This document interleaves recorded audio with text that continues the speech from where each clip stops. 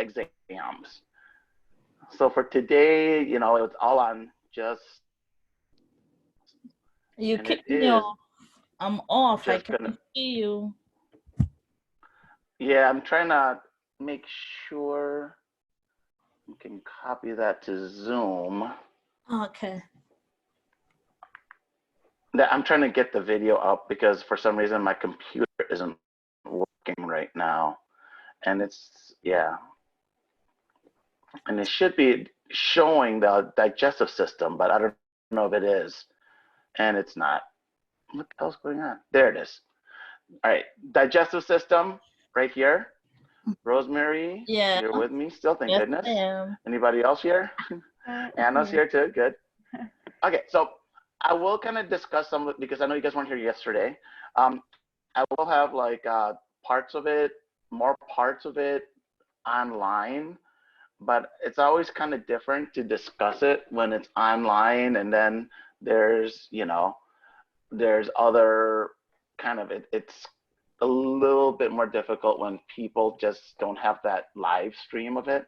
So I just want to go through some of this.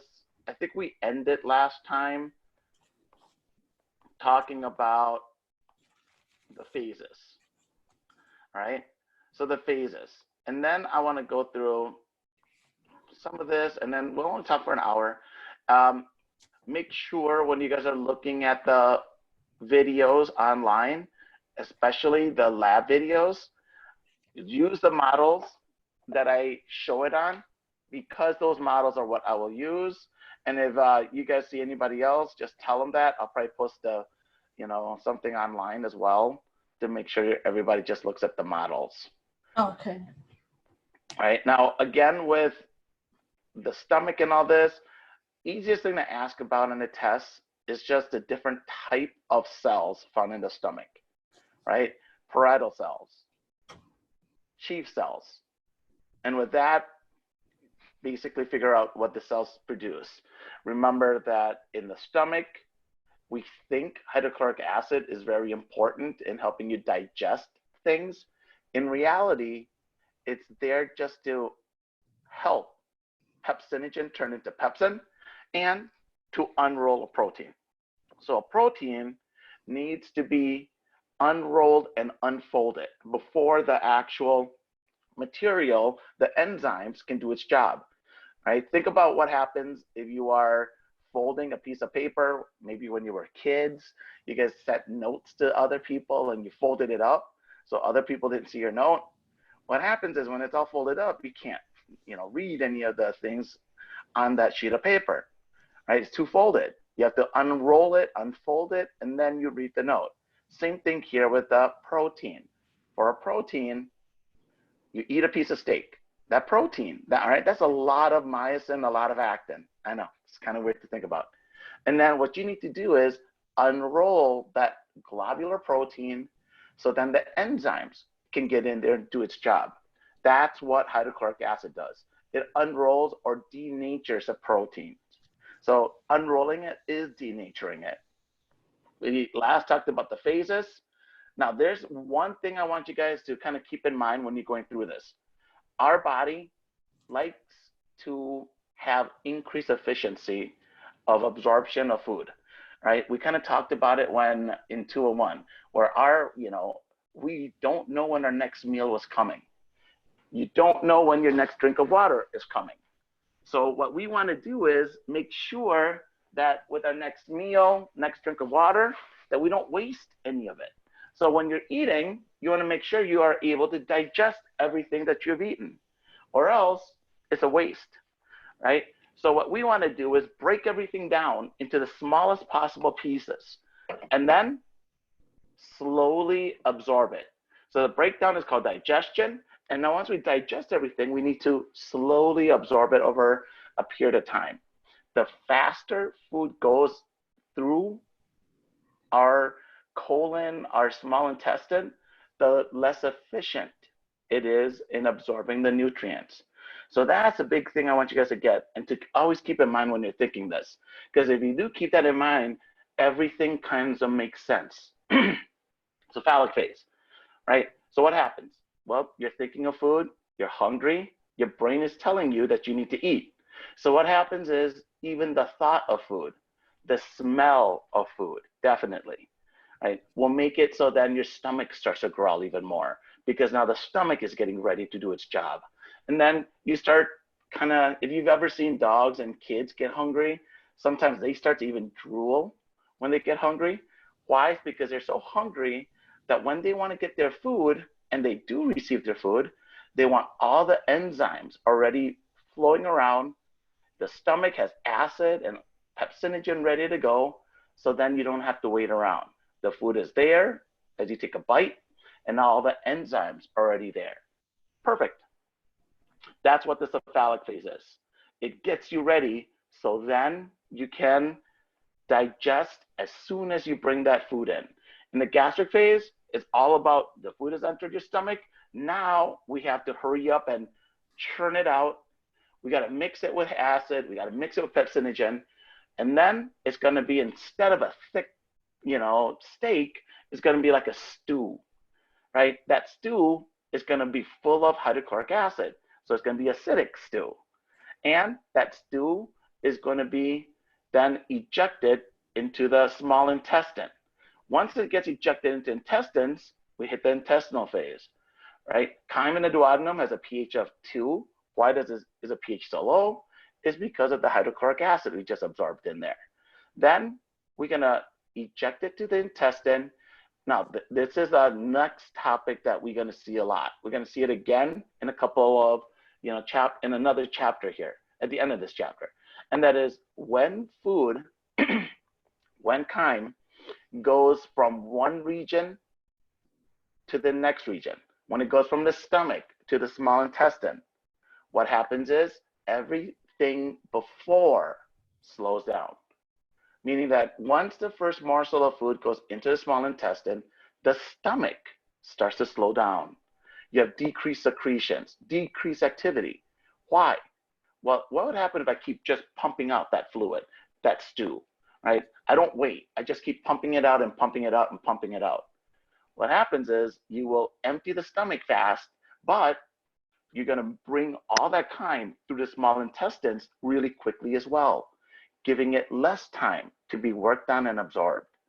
So when we decrease the activity of the stomach, when we decrease the activity later on in the small intestines, right, it's so then each area receives the food, receives that chyme, and it slows down, right? The chyme slows down, and now you have lots of time to bring each morsel of chyme through the small intestines, get it worked on by all the enzymes, and then give it more time to be absorbed. Perfect. Remember, we don't know when our next meal was coming. If you don't know when your next meal is coming, you need to digest and absorb as efficiently as possible. Right? Now, there are these 3 hormones I want you to know, and there'll be a 4th one later on. Right? The first one is gastrin. Right? Gastrin sounds like gastric. So it activates the stomach. Gastric bypass means the stomach is bypassed. Gastric sleeve. In other words, anything with gastric, I want you to think stomach from now on. Secretin and cholecystokinin. Gastrin is produced and then activates the stomach. So this going to increase the secretions, increase activity. Secretin is going to be released by the small intestine. And what it does is secretin goes and allows us to decrease the activity of the stomach, decrease gastric motility.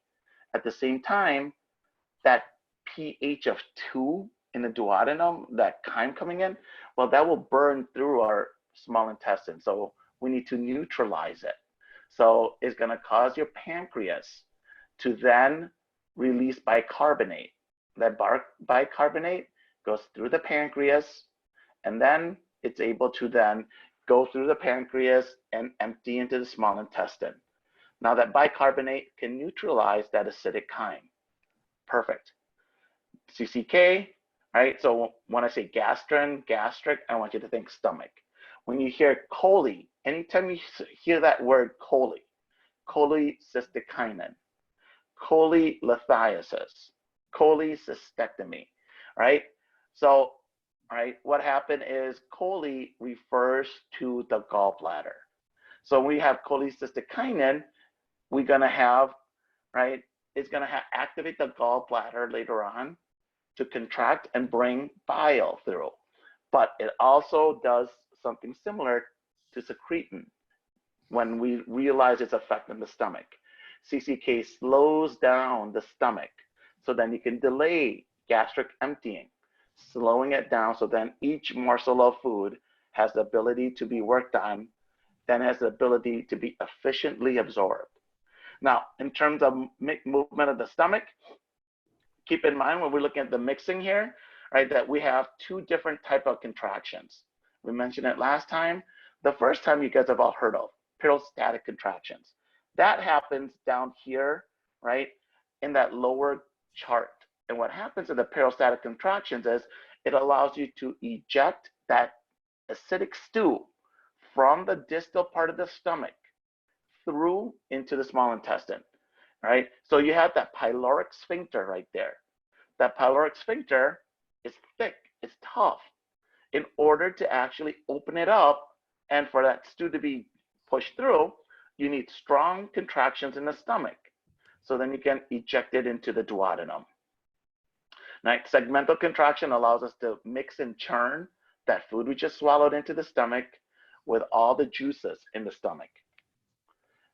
In the small intestine, that's the site of the greatest amount of digestion and absorption. There's very little, right, in terms of the stomach, only aspirin and alcohol. By the way, this is why in some people like me, when I take aspirin, my stomach actually hurts, right? Because aspirin is going to get worked on by the acids. And what happens is now aspirin is an acid, salicylic acid. It's going to increase the acidity in your stomach. And if you're prone to heartburn, you will get that heartburn because you add more hydrogens, right? Which increases the acidity in the stomach. And then alcohol and aspirin and water. That's it, right? That's the only thing absorbed in the stomach. Most of the absorption occurs in the jejunum and the ileum. The small intestines is super long, especially the jejunum and the ileum. 6 meters, that's like 18 feet, about 19 feet, right? So that's a lot.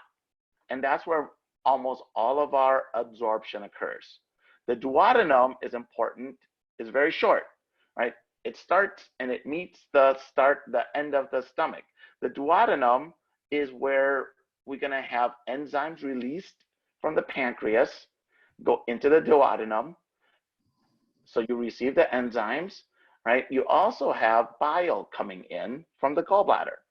So all of those enzymes, all of those chemicals are coming in from the gallbladder, the bile's coming in, and you have food coming in from the stomach. So the duodenum is where most of your chemical digestion occurs, whereas the jejunum and ileum is where your absorption occurs. So the duodenum, and it's probably easier to see this picture. Let me see if I have a better one. And I do not. Okay, so this is pretty good right here. So when we look at the duodenum right here, notice the common bile duct. The common bile duct is a green duct coming down from the gallbladder. Remember, gallbladder stores, concentrates bile. It doesn't produce it. The liver produces bile. Well, once you eat, cholecystokinin gets activated, gets released from the duodenum. It goes into the stomach, causing decreased gastric motility. It goes into the gallbladder, causing the gallbladder to contract.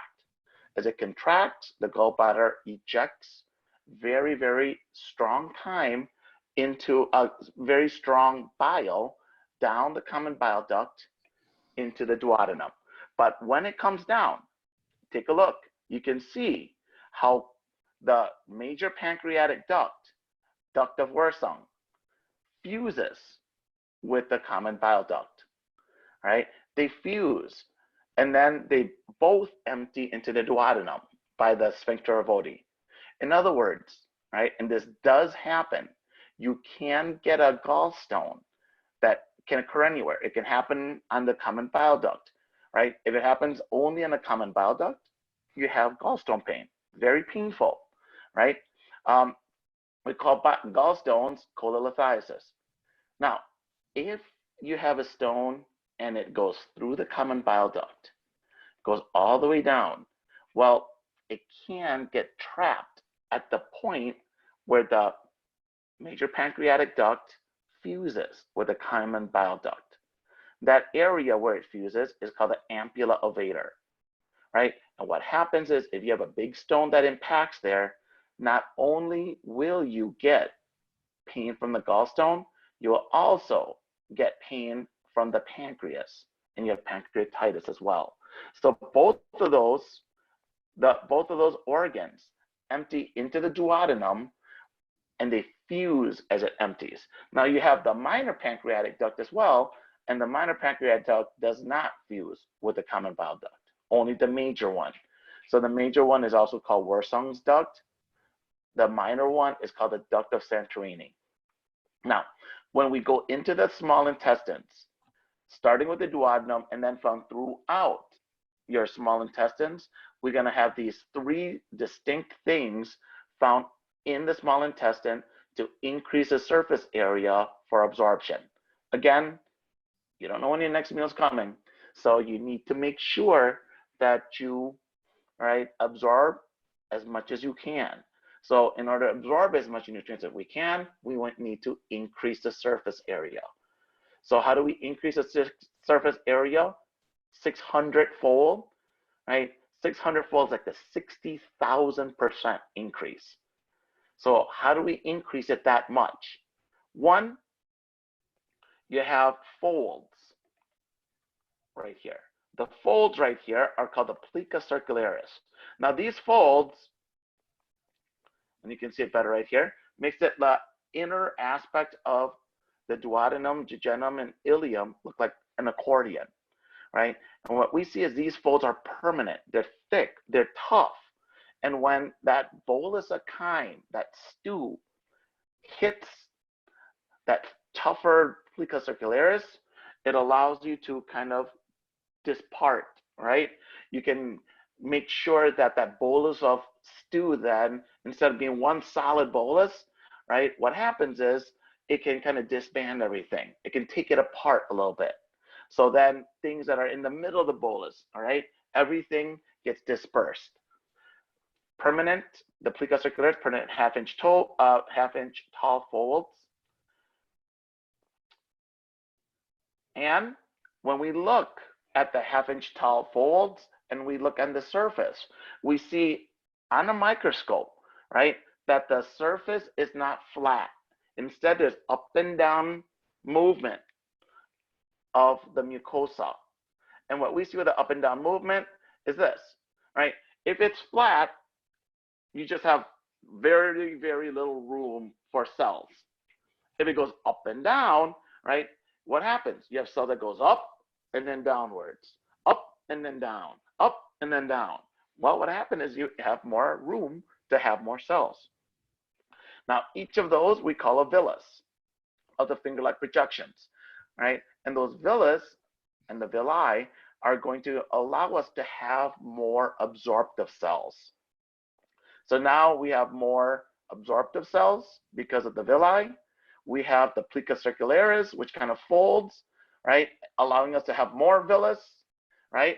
And now within each villus, we're going to have simple columnar epithelium with lots of microvilli. The microvilli extends the plasma membrane upwards, like you see here in that picture in, right, you know, in that part C right here, part E, right? What the microvilli allows us to do is extend the surface area of the plasma membrane so then we can have more receptors, so then we can have increased absorption. Perfect. Now we also see in the microvilli, right here, that the more receptors, the more, especially in the GI tract, it's important. The more receptors, the more function we can have, right? So not only do we have absorption, but we're going to see that those receptors can act like an enzyme. Those enzymes are called brush border enzymes. And if you remember in chapter 3, right, there were like 8 different functions of the proteins that are found in the cell. Some of the proteins can act as cell identity tags. Some of them can act as, right, connectors. Some of them can act as channels. Well, one of the functions is that they act as an enzyme.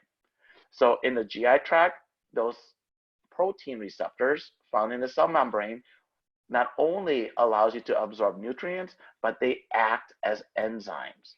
And what they'll do is they will finish off digestion.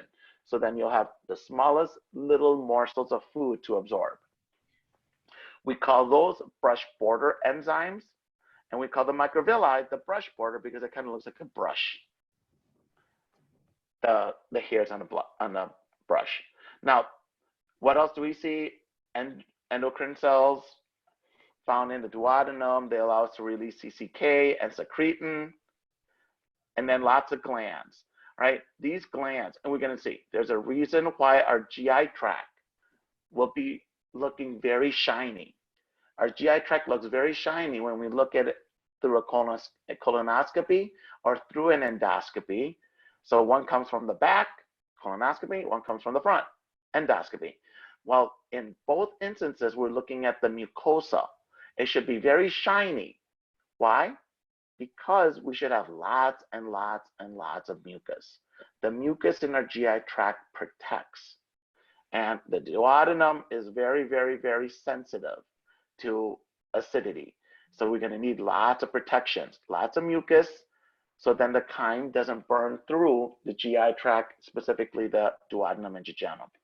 Right? Again, the jejunum and ileum, as we go from the duodenum down to the jejunum, down to the end of the ileum where it attaches to the large intestine, what we're going to see is there's gradual decrease in the size, decrease in the thickness of intestinal wall, decrease in the number of plica circularis, and the number of villi. In other words, right, the proximal area, right, specifically the jejunum and the proximal ileum is where we see most of the nutrient absorption. The distal ileum, right, you can get nutrient absorption there, but normally it's going to be very similar to the large intestine, right? Meaning that the large intestine's main purpose is to move old food out. That's it. So its main purpose is to move old food out, compact the waste, get rid of the waste. That's all. All right. Distal ileum looks a little bit like that near the end of the whole span. Peyer's patches are lymphatic nodules preventing unhealthy bacterial growth. Right now, more importantly, what do we see as part of these? Right? How do we break down the nutrients physiologically? Right? So we have what are called brush border enzymes that I had mentioned. These are protein enzyme receptors found on the microvilli. There's a few of them. Some of them are we call disaccharidases. Disaccharidases, they break down disaccharides. Your 3 disaccharides are lactose. Lactose is glucose and galactose bonded together, right? We have enzymes. Lactase, it's found on the brush border, and lactase breaks down that connection between glucose and galactose. So once we break it down, now glucose and galactose can be absorbed individually. If we're missing lactase, now you have lactose, right? Glucose and galactose cannot be absorbed when they're connected. Same thing with sucrase, fructose and glucose, and maltase, glucose. What we're going to see is when we have maltase, right, or maltose. Maltose is the final result of what happens when we eat a potato. Starch.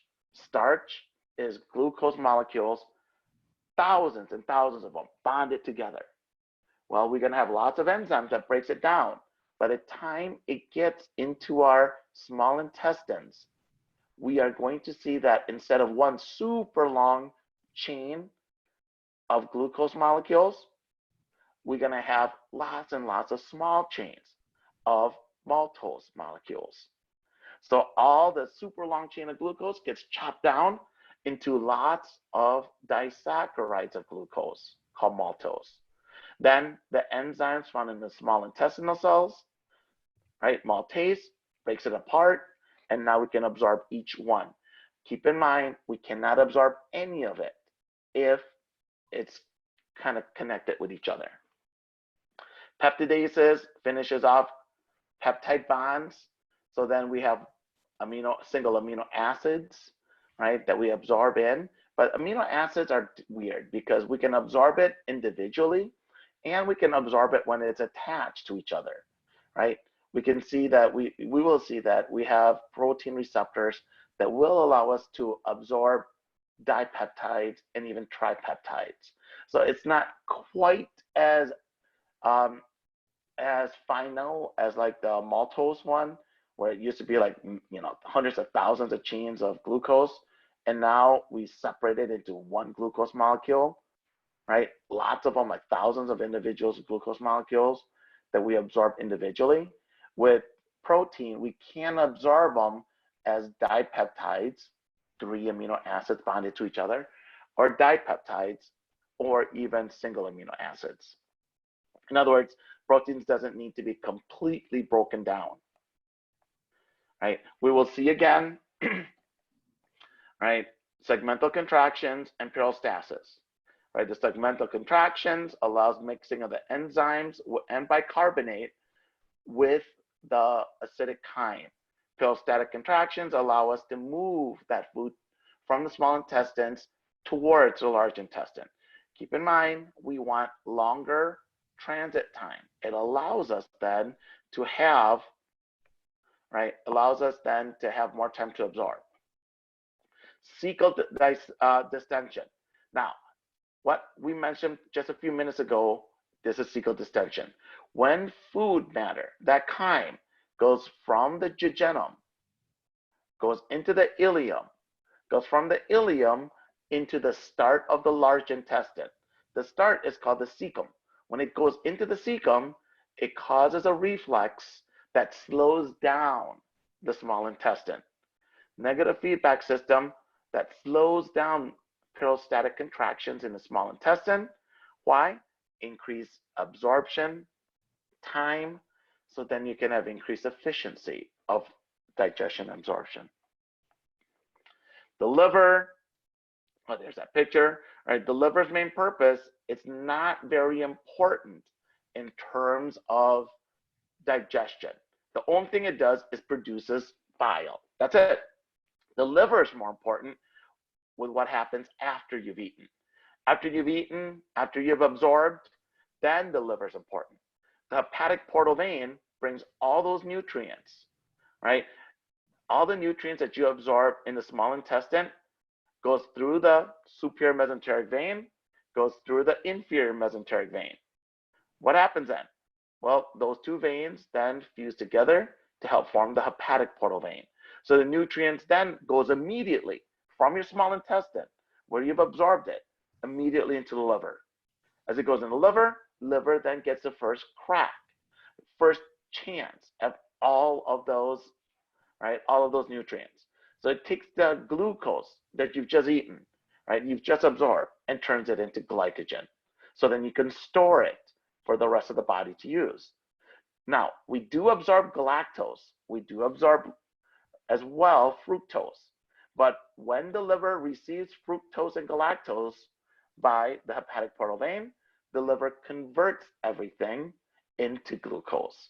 So even though you do absorb galactose, you do absorb fructose, both of them goes to the liver first and then gets converted to glucose. That's why you shouldn't see a blood fructose count. That's why you shouldn't see a blood galactose count, because everything should get converted to glucose by the liver. So its main purpose then in terms of liver is what happens after you've absorbed. That's it. It's very important, incredibly important after you've absorbed the nutrients. But when you're absorbing it and digesting it, the only thing it does is to make bile. Bile, and we'll talk about more of the functions later on, bile right here emulsifies fats. Now, if you guys have probably heard the word emulsify before, it's really hard to understand what that means, right? What happens is emulsification is keeping certain things separated, right? So what happens? Fats like to react with other fats. So if you have a small globule of fat, it's going to bind with another small globule. And now you have this larger amount of fat. So what happens is when we eat, and let's say you're eating a hamburger, the hamburger's got fats in it. So when you eat fats, unlike other type of nutrients, you don't need, a receptor to absorb it. Fat will bind with our phospholipids in our cells. So it can get through without a receptor, but only if it's small enough. If the fat molecule is super big, there's no way it can get into the cell. It's too large. So what we need to do when we absorb fat is we need to break it apart by enzymes into smaller and smaller globules. And then we need to coat the globules so then it doesn't recombine. We need to keep it separate. That's what bile does. Bile coats all that new, smaller globules of fat. It coats it. As it coats the globules of fat, it prevents the globules to reform again, to combine with each other. So then, all right, you already spent that energy producing those enzymes that break down the fat. Well, if we let it come back together, kind of defeats the purpose, right? So what we need to do is make sure that we have enzymes, lipases, that breaks down the fat, and then we have bile covering those globules, so then they can't recombine. That's what we mean by emulsifying. We keep the fats separate, so then they can't recombine again. As they're separated, they're smaller, now we can absorb it. Secretin stimulates bile secretions, increasing water and bicarbonate ion content in the bile, which is crazy as this. We produce almost a liter of bile a day, right? That's a lot of bile. We'll talk more about the functions of the liver in chapter 25 when it becomes really important, right? In terms of functions, nutrient interconversion, lots of examples of this. We're going to see that some of our amino acids can be converted to other amino acids. Your amino acids can be converted to other fuel sources as well, like aldehydes, ketones, right? So lots of different nutrient interconversion in the liver. That's what makes it important after digestion and absorption. So we'll talk more about those in chapter 25. Detoxification, phagocytosis, and then synthesis of proteins, right? Albumins, fibrinogen, globulins, even clotting factors and heparin. Those are all proteins that our body needs and only produced by the liver. Kind of makes sense now why it should receive almost all of the amino acids first, because it has to make all of those proteins used by the rest of the body. So it should receive all of those amino acids first. Now I'm not going to ask questions like blood flow through the liver right here, not on the lecture exam, right? Now, in terms of gallbladder, keep in mind, right, it will be stimulated by cholecystokinin, causing the gallbladder to contract and eject out that very concentrated bile. The more concentrated the bile, the more emulsification effect, right? Again, emulsification is keeping things separated. Excuse me. Right? Now, you guys have heard of gallstones before, right?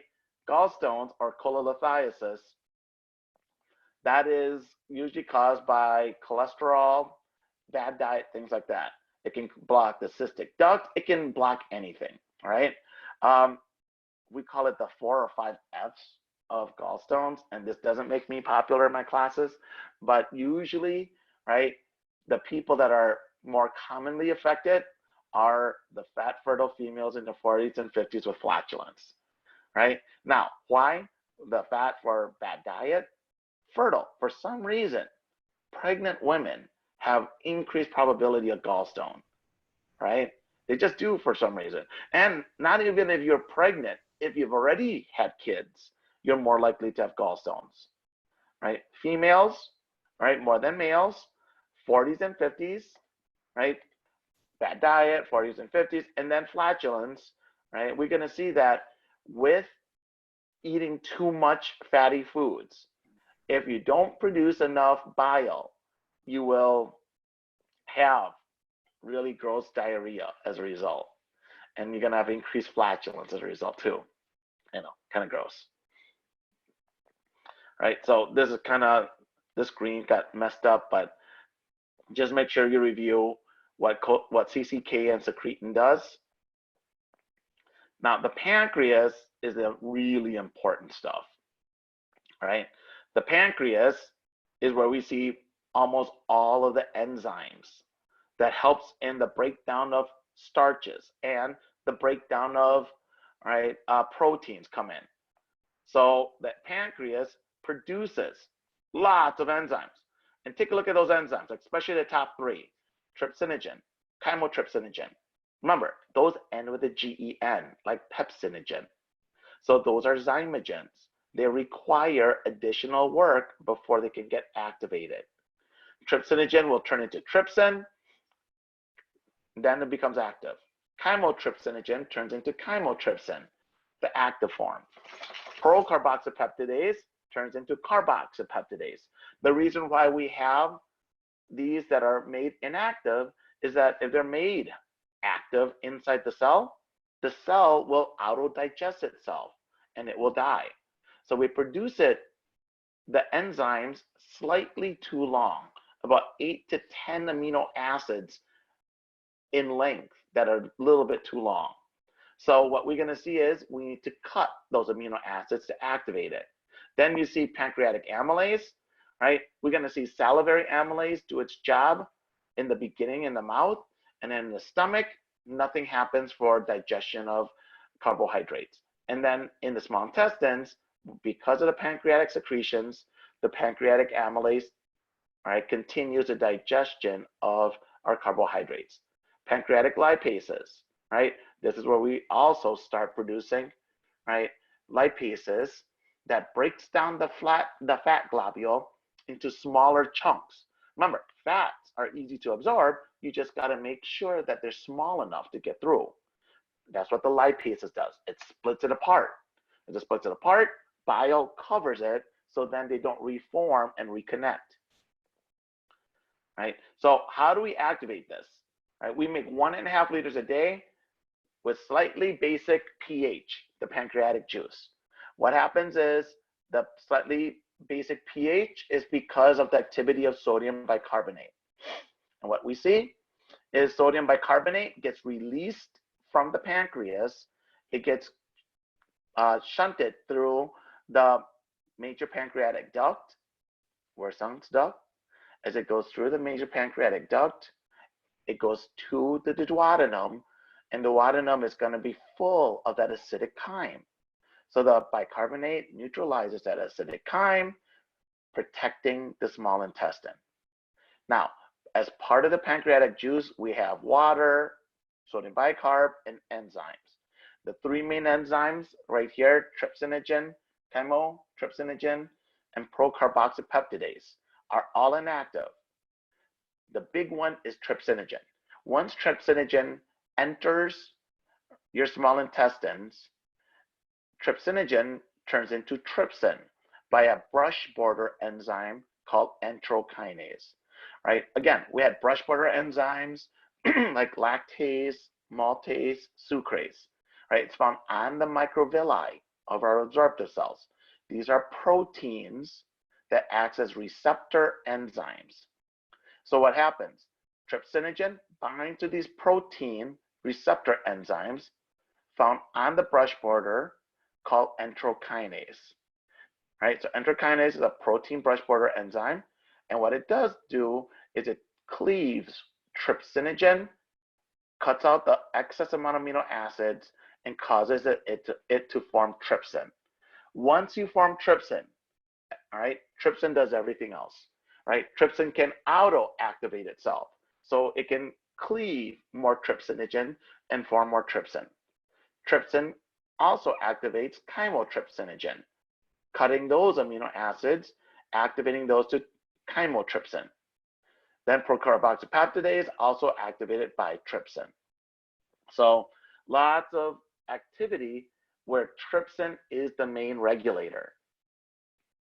Again, enterokinase, brush border enzyme, starts everything off, right? Now we also, as part of pancreatic secretions, have pancreatic amylases. So again, right, you have the super long chain of glucose molecules, that's a starch. Salivary amylase cuts it apart. Then in the stomach, nothing happens. In the intestines, now instead of 1,000, right, maybe 1,500 glucose chain, now you might have 150 glucose chain, right? What happens then? Pancreatic amylase cuts it, so then they are disaccharide.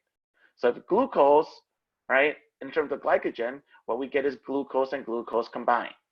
So glycogen just, and starch is just glucose.